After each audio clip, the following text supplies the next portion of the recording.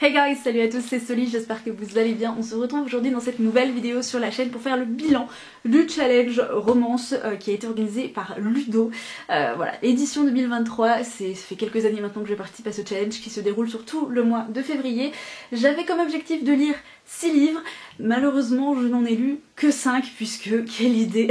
quelle idée de combiner 2 challenges sur un mois notamment, puisque pendant le challenge de la romance de Ludo j'ai débuté également le challenge Romantasy de Nina Quill et forcément comme je faisais une lecture sur 2 pour chaque challenge, c'était un petit peu compliqué de lire plus de livres d'un côté que de l'autre. Bref, je suis quand même contente parce que j'ai lu quelques petites lectures absolument délicieuse, même si je vous avoue qu'il y a une énorme déception. D'ailleurs, commencer avec celle-ci, il s'agit de la de la saga, non, du livre spin-off, on va dire, de Off Campus. C'est The Legacy d'Elle Kennedy. C'est un roman qui reprend 4 nouvelles où on va suivre les 4 couples des protagonistes de la saga Off Campus, même si on retrouve des personnages secondaires ici que l'on découvre en tant que personnages principaux dans la saga Briar Université, puisque les 2 sagas sont liées. Grosse déception, je vous en ai parlé sur la chaîne dans un reading vlog que je vous mets juste ici si jamais ça vous intéresse. Et donc dans The Legacy, j'ai trouvé qu'il y avait énormément de drama inutile. J'ai trouvé que les personnages n'avaient absolument pas évolué, qu'on avait beaucoup d'immaturité, même une certaine régression de la part de certains personnages qui avaient effectivement, comme je vous le disais, pas du tout d'évolution par rapport à la fin de certains tomes où justement souvent on apprend qu'ils quittent l'université, qu'ils quittent la fac, etc. Donc j'ai trouvé qu'il y avait une sorte de décalage, ça n'a pas du tout répondu à mes attentes. Autant j'ai passé un bon moment pour tout ce qui était côté un petit peu nostalgique, il y avait de l'humour, j'ai eu quelques fous rires, mais ça ne l'a pas fait. Alors après, je vous présente le livre en VO, il est sorti en français chez Hugo dans la collection New Romance, mais je l'ai écouté en fait en français en livre audio et les voix des narrateurs et des narratrices étaient pas du tout en adéquation avec l'image que j'avais des protagonistes, et je pense que c'est pour ça que j'ai été extrêmement disappointed, déçue par cette histoire, parce que j'ai trouvé que ça intensifiait le côté incrédule parfois des personnages, que ça intensifiait leur immaturité, et au contraire, au lieu d'avoir cette image spontanée, ça ne leur faisait pas, ça leur rendait pas hommage, enfin c'était pas en leur faveur, on va dire, voilà, c'était pas ouf. Donc je suis assez déçue, alors que la saga Off Campus c'est quand même globalement une saga coup de cœur, de même pour Briar Université, et je pensais pas avoir un énorme flop comme ça avec un roman d'Elle Kennedy, d'autant plus que je connaissais déjà les personnages, donc bon, ça arrive, c'est pas grave, mais je suis contente au moins de l'avoir terminé, et d'avoir terminé complètement les sagas d'Elle Kennedy pour Off Campus et Briar. Je vous en ai beaucoup parlé ces derniers temps, mais sans vraiment vous donner mon avis. J'ai lu le premier tome de la saga Can't Help Falling in Love d'Alicia Garnier, qui est paru chez Hugo Poche en janvier pour le premier tome et le tome 2 en février. C'est une saga New Romance où on va suivre Logan et Riley, qui sont 2 personnages complètement écorchés par la vie. On a Logan qui est un acteur phare d'Hollywood, très célèbre, qui a sombré dans différents types d'addictions, et il est, après une énième bêtise, obligé de rentrer à la maison sur le domaine familial pour se mettre un petit peu au vert. Et là-bas, il va rencontrer Riley, qui est une amie, l'une des meilleures amies de sa sœur, qui elle aussi est bien cabossée par la vie. Je ne vous en dirai pas plus. C'est une histoire qui est bouleversante, qui est très touchante. Alors c'est pas un coup de cœur parce que je pense que j'ai été un petit peu sceptique, c'est pas le terme, mais perplexe, parce que ça faisait très longtemps que je n'avais pas lu de saga où il était en fait question de duologie, où on se concentrait pas sur un couple pour un one shot. Vous savez, c'est ce qui se fait le plus en ce moment dans les romances, même dans les sagas, à chaque tome on va avoir un nouveau couple, et là c'est pas le cas. Les 2 tomes vraiment sont concentrés sur Logan et Riley, donc on a une évolution des personnages qui est beaucoup plus lente, beaucoup plus sombre aussi par moments, c'est-à-dire que normalement passé la moitié, les 3/4 du bouquin, vous avez une évolution de manière assez positive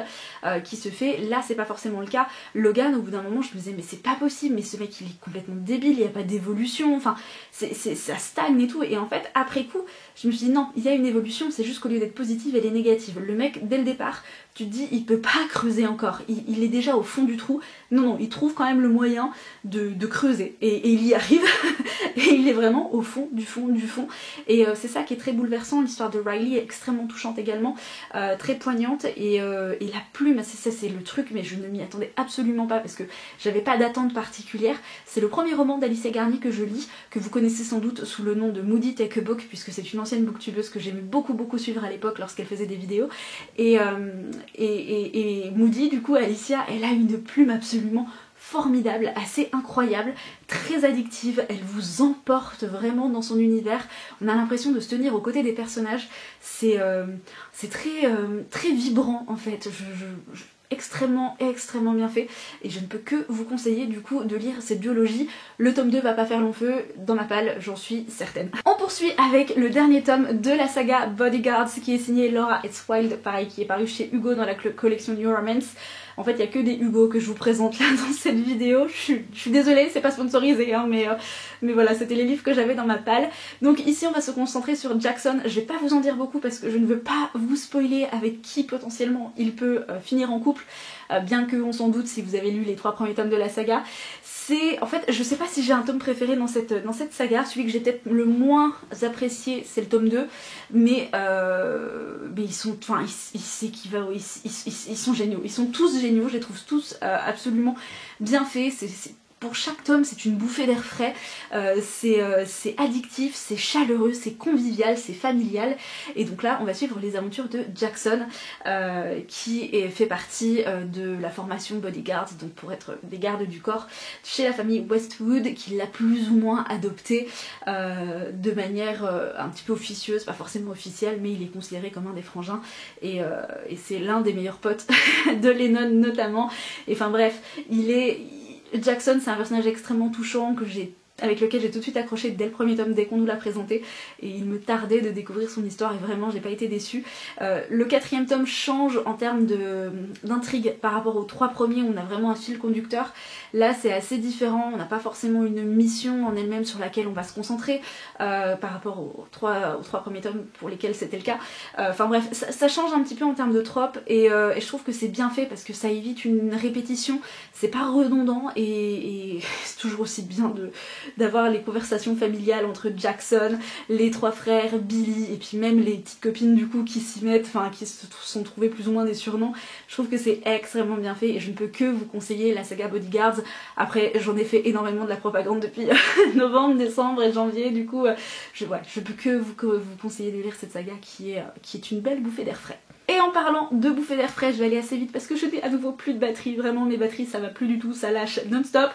J'ai lu les 2 premiers tomes de la saga Palisade Spark de Maloria Cassis, donc le premier tome qui est Yellow Flag et le 2e tome qui est Red Light. Je vous ai parlé du 2e tome très récemment sur la chaîne dans un book haul, et de même pour le premier tome dans le book haul de janvier, si je ne dis pas de bêtises, parce que je l'ai acheté fin janvier. Je crois que c'est ça, et je l'ai lu début février. Donc le premier tome est davantage un Friends to Lovers, le tome 2 un Enemies to Lovers. On va pas suivre les mêmes couples, c'est une trilogie dont le dernier tome sera disponible le 15 mars prochain. Au moment où je filme cette vidéo, nous ne sommes pas le 15 mars, donc je ne sais pas quand est-ce qu'elle sortira, avant, après, je ne sais pas, vous verrez. Mais voilà, sachez que j'ai hâte d'acheter le tome 3, de le lire, parce que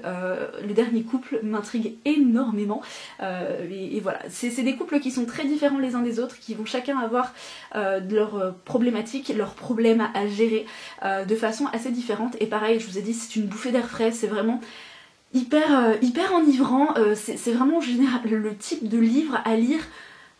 au printemps, au début de l'été, fin du printemps, vous savez, vous avez vraiment cette transition avec la chaleur qui vient vous réchauffer, la taper un peu contre la vitre, et vous êtes calé confortablement dans votre canapé ou dans un fauteuil ou dans un lit, et vous avez les rayons du soleil qui viennent vous réchauffer un petit peu la peau.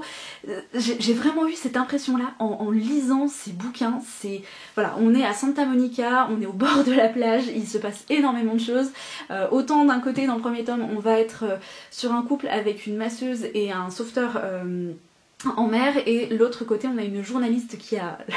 la langue bien pendue, qui n'a pas peur de dire les choses, et un pompier, donc caliente aussi, hein, j'ai envie de vous dire, donc c'est très bien fait, il y a beaucoup d'humour, et en même temps il y a une petite sous-intrigue qui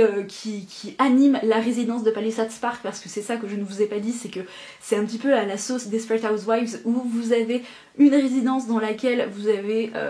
différents bâtiments, différents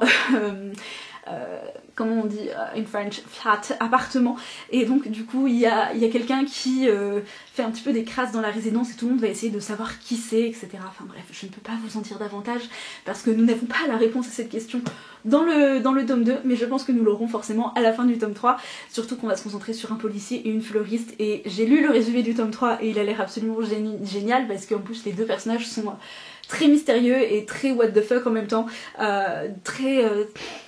ouais, très différents, et en même temps ils vont, je pense, très bien se compléter. Donc voilà, c'était de très belles lectures que je ne peux que vous conseiller également. J'en ai terminé avec cette vidéo bilan. Prochainement sur la chaîne, vous aurez l'update lecture. Je sais pas encore si je vous reparle justement de ces lectures parce qu'elles ont fait partie de mon bilan de mois de février, mais j'ai peur que ce soit un petit peu redondant. Donc je vais voir tout ça. Quoi qu'il en soit, n'hésitez pas à me dire dans les commentaires s'il y a des romances qui vous sont absolument incontournables. Est-ce que vous avez participé au challenge de Ludo? Est-ce que sinon vous avez simplement lu des romances en ce mois de février? Et puis écoutez, est-ce que vous avez fait de belles découvertes? Et si oui, lesquelles? Je ne vous embête pas plus longtemps, je vous souhaite à tous et à toutes de passer de très belles et bonnes lectures. Et oui, forcément, l'emoji de la vidéo, je ne vous l'ai pas dit, et bien écoutez, on était sur le mois de la romance, donc simplement des cœurs de toutes les couleurs, voilà, tout simplement. Et cette fois-ci, je vous laisse parce que la batterie va me lâcher. Je vous souhaite à tous et à toutes de passer de très belles et bonnes lectures, et bien évidemment, comme d'habitude, prenez soin de vous. Ciao.